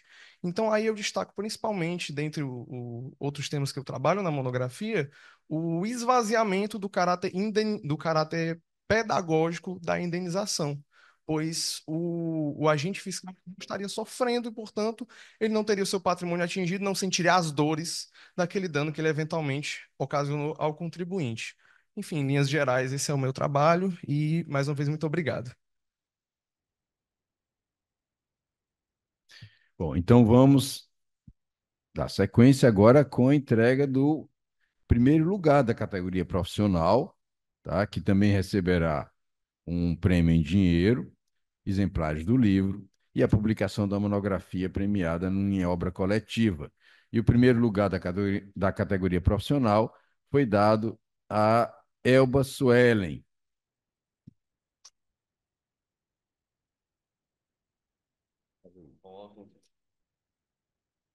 Bom dia a todos. Tá bem, né? Aqui.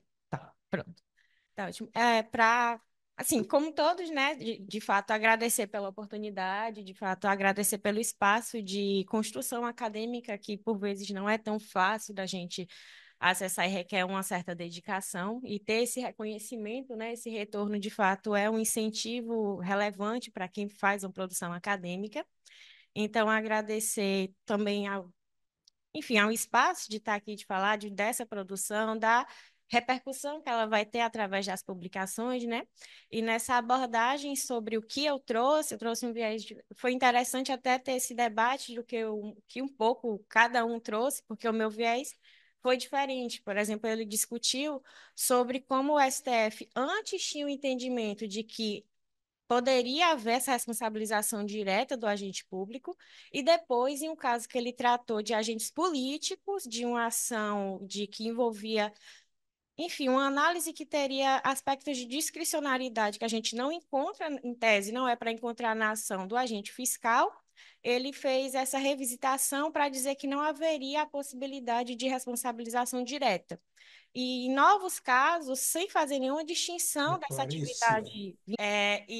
Enfim, o STF retornou para esse julgamento, né? E quando retornou para essa atividade do agente fiscal e agentes públicos, que, em tese, exercem também atividades prioritariamente vinculadas, não houve nenhuma distinção e acabou se pacificando essa impossibilidade de responsabilização direta do agente público. E acho que o doutor Schubert até antecipou que era uma abordagem que eu traria também, foi tratado no trabalho, como esse sentimento de impunidade do agente fiscal coloca para ele áreas de muitos poderes e que resultam em prejuízo aos contribuintes, mas há uma permanência de uma impunidade para ele, de que ainda que a administração responda, essa ação regressiva muito provavelmente não vai chegar, até porque ele está atuando aos interesses da administração de maior arrecadação. Enfim, a gente fica nesse ciclo vicioso que o cidadão acaba sendo a maior vítima. Então, eu reitero o meu agradecimento, o espaço e agradeço a atenção de vocês também por esse momento. Bom, então, mais uma vez, agradecendo a todos e, inclusive, a participação no nosso convite do nosso edital para a apresentação de trabalhos de pesquisa, né? É sempre importante ressaltar o interesse que ainda existe e espero que cada vez mais ele cresça de quem quer estudar, quem quer pesquisar, quem quer colaborar com o desenvolvimento do direito da maneira que for, dentro das suas possibilidades. E é isso que nós, do Instituto Cearense de Estudos Tributários, procuramos promover, né? Desenvolver esse interesse e valorizar o interesse, como a Sueli muito bem colocou aqui, valorizar o interesse de quem se dispõe a isso. Para nós, isso é muito importante. Então, assim, agradeço a presença de todos. Nós temos agora o nosso momento de encerrar, né, a nossa atividade do dia, e convidar para a próxima, né? Para a próxima terça-feira, última terça-feira de outubro. O ano já está se aproximando do fim. Há quem diga que depois que começa o BRO-BRO, termina rápido, né? Setembro, outubro, novembro e dezembro vem rapidinho. Mas vamos viver um dia de cada vez e desejo a todos um excelente dia de terça-feira, um resto do dia, e convido a todos a participar da próxima e também trazer algum assunto que se mostre interessante, algum assunto que desperte realmente aquela vontade de tratar dele e apresente aos 7, nós podemos avaliar e, quem sabe, colocar como tema de uma de nossas reuniões. Muito obrigado e um bom dia a todos.